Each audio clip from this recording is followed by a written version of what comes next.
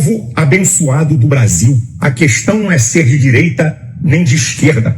Qualquer pessoa de bom senso fica indignada com a maldade e injustiça que Alexandre de Moraes vem cometendo contra mulheres. Já condenou avós, donas de casa, trabalhadoras. E agora, minha gente, ele dá um voto pedindo 14 anos de cadeia para uma mulher, mãe de crianças, que escreveu numa estátua: perdeu o mané. Em 98, o sindicalista Lula da Silva procurou o então presidente FHC, onde pediu pela libertação dos sequestradores de Abílio Diniz. Disse a FHC que ele tinha oportunidade de passar para a história como um grande democrata. Caso contrário, poderia ser lembrado como um ex-presidente que permitiu que 10 jovens que cometeram apenas um erro morressem na cadeia, já que estavam em greve de fome. Os sequestradores da Argentina, Chile e Canadá foram libertados. E o único brasileiro foi indultado. Lula da Silva, hoje você é o presidente. E já temos a morte de um inocente, o Crezão, e mais de uma centena de presos e refugiados. Depois de Alexandre de Moraes, o ministro Dino dá o segundo voto para condenar a 14 anos de cadeia a senhora Débora, profissional da área de beleza, mãe de Caio, 10 anos, e Rafael, de 7. Todos os refugiados e condenados até agora são acusados de integrar uma associação criminosa armada, num falso golpe, sem tropa, sem liderança e sem armas. No próximo dia 6 de abril, domingo, às 14 horas, na Paulista, te convido para um grande ato pela família do Crezão, por Débora e seus filhos, e pela anistia humanitária dos reféns de 8 de janeiro. Muito obrigado a todos e até lá, se Deus quiser.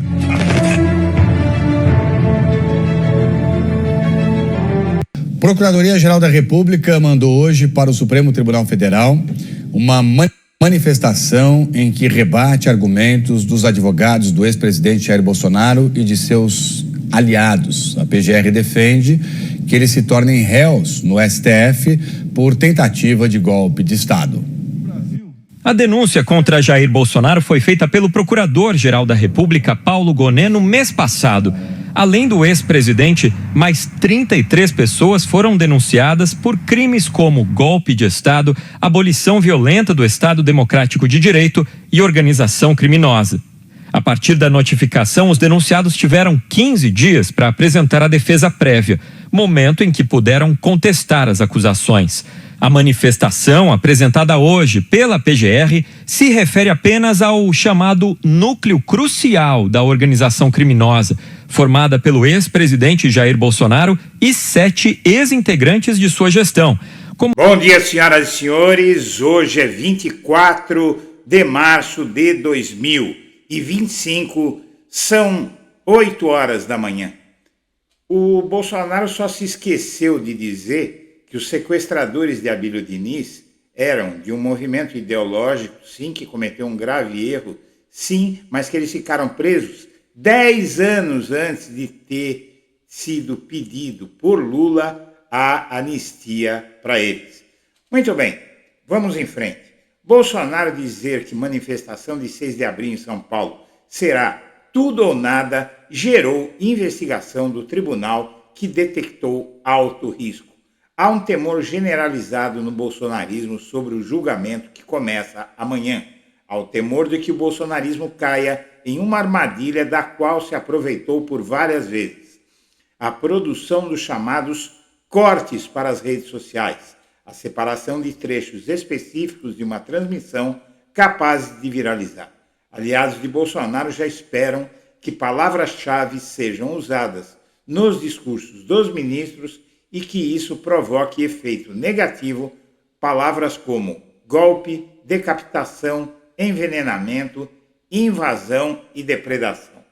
Ciente de que o julgamento pode mobilizar manifestações, a Corte preparou um esquema especial que inclui segurança reforçada, transmissão da TV Justiça e até precauções contra ciberataques. Mas a preocupação mesmo é com ataques bomba ao STF, como no caso dos 3 ataques à bomba promovidos desde que Bolsonaro foi indiciado pela Polícia Federal como autor do plano golpista. Antes de prosseguir, eu quero pedir a você que acompanha o blog da Cidadania que se inscreva no canal e deixe seu like. além de compartilhar este vídeo. Mas o meu pedido especial é para que você ajude o canal a se manter e a se estruturar, porque o Brasil vai precisar muito de informação e muito de que pessoas divulguem o que vai acontecer nesse julgamento nos próximos meses. Mas para isso é preciso agilidade, é preciso equipamentos que possam produzir vídeos rapidamente, e uma pessoa só fazendo isso não consegue. Eu preciso da sua ajuda para fazer o meu trabalho. Então, por favor, assista esse vídeo de 2 minutos, apenas 2 minutos. Por favor, assista, que eu faço aí um pedido para você e conto com o aval de pessoas que já disseram publicamente da importância do trabalho que eu faço na internet. E vamos em frente. Eduardo, primeiro é um prazer imenso poder estar conversando contigo. Nós vamos ter 1h30 de debate entre nós dois e mais a Mary, e mais as pessoas que estão acompanhando o Bloco Cidadania. Eu, Eduardo, você sabe que eu tenho um profundo respeito pela tua trajetória política, pela tua trajetória na internet, te acompanhei bem, e sei da perseguição que você foi vítima, sei do prejuízo que você sofreu, sabe, no serviço que você fazia antes de se tornar personalidade perseguida pela polícia ou pelo pessoal da Lava Jato. E nós esperamos, sinceramente, que se faça justiça nesse país e que se reverta o crime de lesa pátria que foi o golpe contra a presidente Dilma Rousseff e contra o senhor 2 anos depois. Obrigado, Eduardo. Eu queria dizer para você o seguinte, olha, que a minha relação de amizade com você extrapola a sua relação de entrevistador. Você sabe que amigo a gente escolhe. E pessoas de caráter como você, ao longo desse tempo que nós nos conhecemos, você sabe que qualquer coisa que você precisar, você pode contar comigo, que eu serei parceiro nessa luta também. Quero que você dê um grande beijo na sua filha, querido, sabe? Muito obrigado. Dê um grande beijo. Eu lembro do dia que você me deu o calendário, sabe, dela lá no Instituto de Cidadania. O blog da Cidadania, que é um blog muito importante, que tem milhares de seguidores, já prestou grandes serviços. Amiga, meu amigo, eu quero te pedir que considere fazer uma doação ao blog da Cidadania, e se você considerar fazer essa doação, por favor, use a chave Pix ou o QR Code do nosso Pix, que está na tela. E muito obrigado a todos os que já contribuíram, e vamos em frente. O STF decide amanhã se Bolsonaro e mais 7 virão réus por tentativa de golpe. É um caso muito rumoroso que vai mobilizar o país nos próximos meses. O julgamento tem uma previsão de durar pelo menos aí uns 4 meses. Então nós devemos ter esse julgamento concluído lá para julho. Em agosto, o STF espera promulgar o resultado do julgamento, as condenações, e até o fim de 2025 vai haver tempo de se julgar o embargo de declaração, que deve ser o único que Bolsonaro vai poder pedir, que é um pedido de esclarecimento de pontos do processo que não ficaram claros para a defesa e que serão necessários para a continuidade da defesa enquanto o réu já estiver cumprindo pena. Bom, e aí o que acontece é que o julgamento que decidirá Bolsonaro e mais 7 só deve terminar na quarta-feira. Ele começa amanhã às 9h30 da manhã e vai ter transmissão direta, e na quarta-feira, no dia seguinte, no dia 26, vai ser terminado o julgamento e anunciado se o Bolsonaro vira ou não réu. A primeira turma do STF não vai conseguir concluir. Amanhã se torna Bolsonaro e Braga Neto e mais 6 acusados, Alexandre Ramagem, Augusto Heleno, Paulo Sérgio Nogueira, Almir Garnier e Anderson Torres, por tentar dar um golpe em 2022 e 2023. A sessão está marcada para começar né, na terça-feira, amanhã, mas tanto entre os advogados de defesa como entre os ministros que compõem a turma, existe um consenso que somente na quarta vai terminar. O Bolsonaro, diante desse julgamento iminente, convoca manifestação contra vingança política. O movimento na Avenida Paulista marcará a ampliação da estratégia bolsonarista de demonstrar força de mobilização e também de incitar julgadores, denunciados, PGR e advogados. Vamos ver quem é quem sobre a denúncia do golpe. Então aqui você tem o Alexandre de Moraes, que é o relator do caso, você tem o Cristiano Zanin, que é o presidente da primeira turma, você tem o Flávio Dino, que é o ministro do STF indicado por Lula, você tem Carmen Lúcia e você tem o Luiz Fux. Sobre os denunciados, você tem Jair Bolsonaro, você tem o Braga Neto, que foi candidato a vice e ex-ministro da Casa Civil do Bolsonaro, Anderson Torres, ministro da Justiça do Bolsonaro, Augusto Heleno, que foi o chefe do Gabinete de Segurança Institucional de Bolsonaro, você tem o Paulo Sérgio Nogueira de Oliveira, que foi o ministro da Defesa na época dos planos golpistas, e você tem o Almir Garnier, que foi o único comandante de uma força armada que concordou em dar o golpe. Além disso, você tem o Alexandre Ramagem, que era chefe da ABIN, e atualmente é deputado federal, e que criou a ABIN paralela, um esquema para monitorar e fazer escuta até dos adversários e até dos aliados de Bolsonaro. E você tem o Mauro Cid, que delatou todo mundo.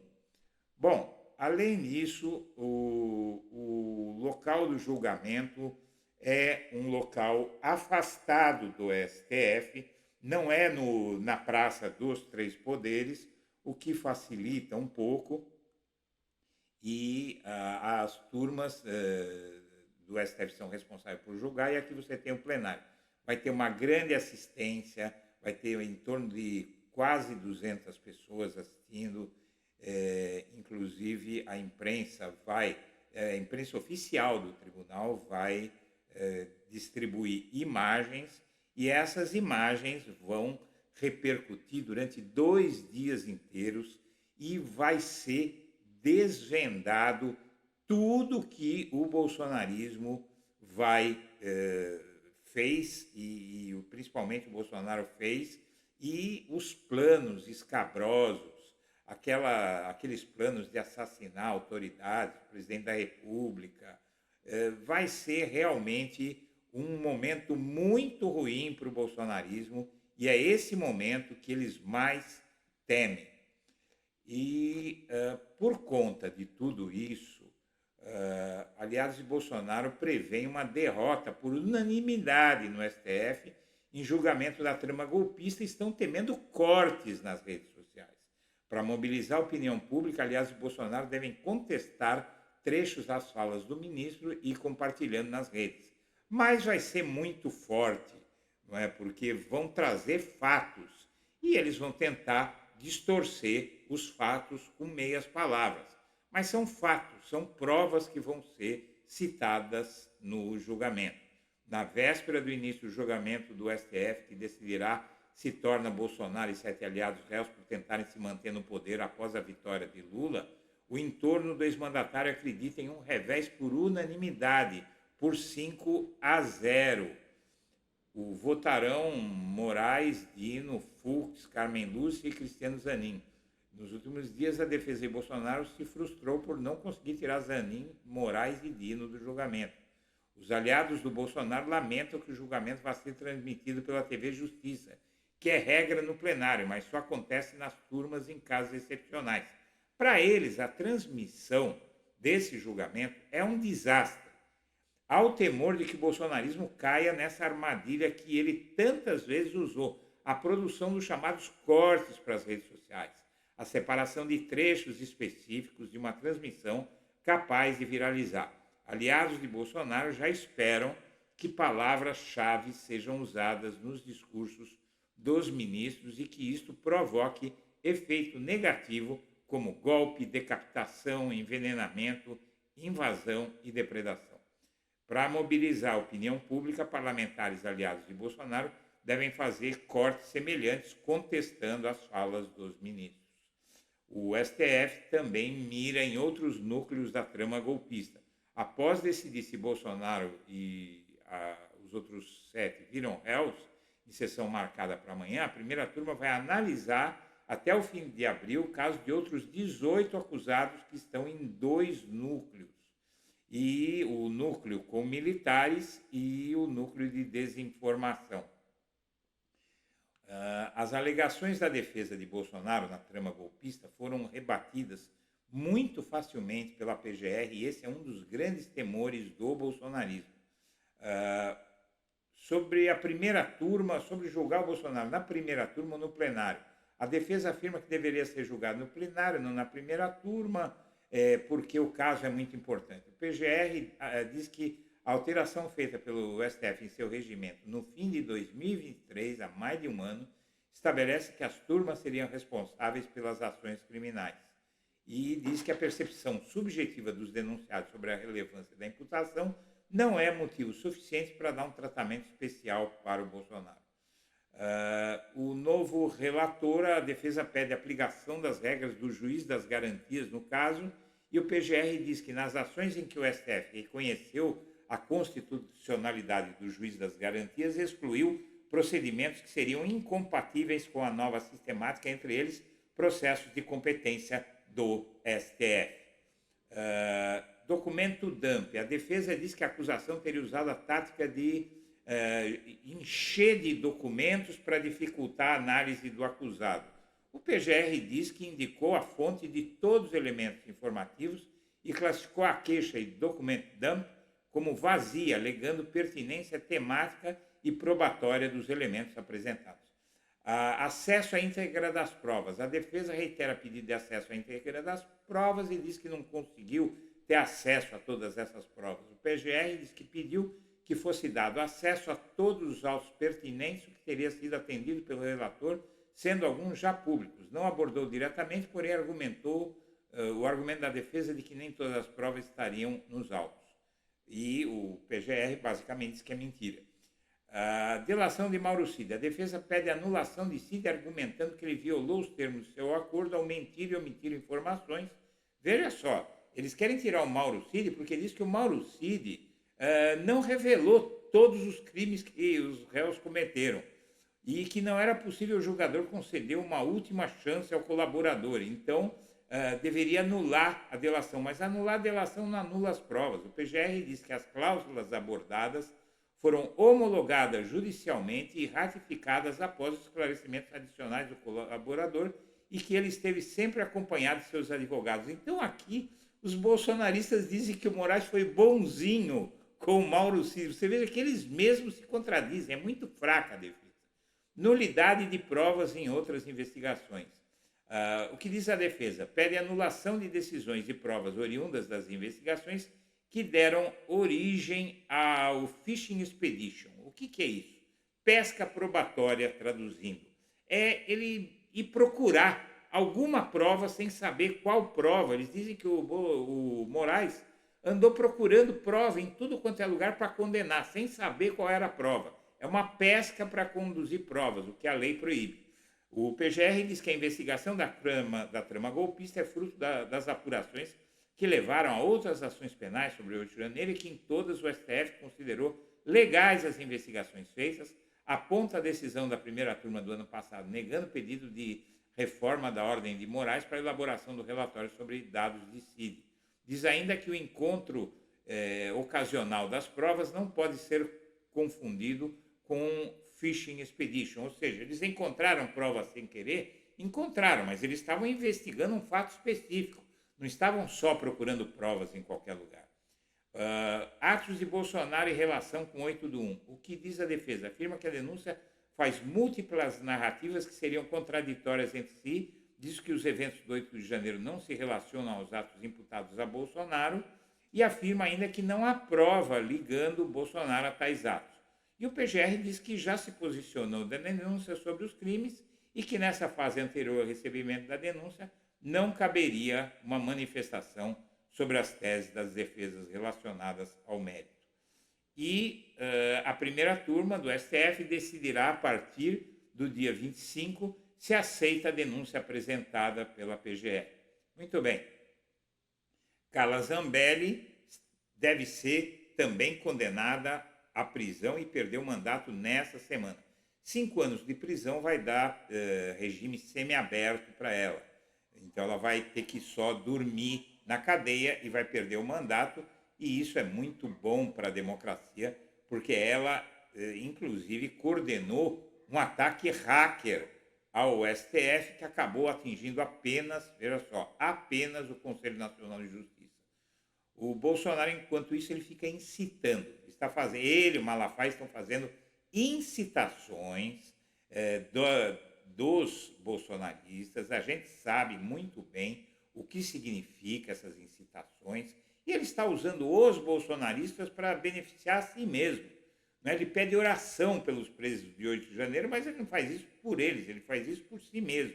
E está apostando muito no caso da cabeleireira, que foi condenada, porque eles dizem que ela tem filhos. Quantos brasileiros têm filhos e estão presos? Acontece que ela não aceitou o acordo de não persecução penal, ela poderia não ir para a cadeia. E ela não quis se declarar culpada, pagar uma multa de R$5.000 e sair livre depois de fazer um curso sobre democracia. Não quis, e agora eles dizem que porque ela é branca, é loira, ela não pode ser tratada como milhares e milhares, centenas de milhares de brasileiros pretos e pobres que têm filhos e estão na cadeia por carregar, às vezes, um baseadinho no bolso. A cabeleireira tentou golpe de Estado, mas pena excessiva, dizem os advogados. Bolsonaro aí bombando, ele não fala de outra coisa, gente, além dessa cabeleireira. Débora se deita e acorda sem ver seus filhos, está há quase 2 anos cumprindo preventiva, porque ela tinha risco de fugir, como todos os outros que fugiram. O Dino acompanha o Moraes, vota para condenar a mulher e ela deve ter a condenação mantida. Os bolsonaristas, inclusive, veem começar a ser abandonados. O Tarcísio está elogiando a urna eletrônica e a justiça eleitoral. Ele nem esperou o Bolsonaro ser condenado. Os aliados de Bolsonaro apostam em fator Eduardo para bombar manifestação na Paulista. E bombar é a palavra certa, porque o Bolsonaro, veja só isso aqui, os bolsonaristas apostam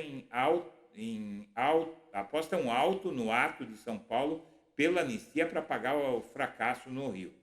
Depois do fracasso no Rio, o bolsonarismo está apostando todas as fichas na manifestação de São Paulo. Querem sair do corner e tentar colocar um mar de gente na Avenida Paulista.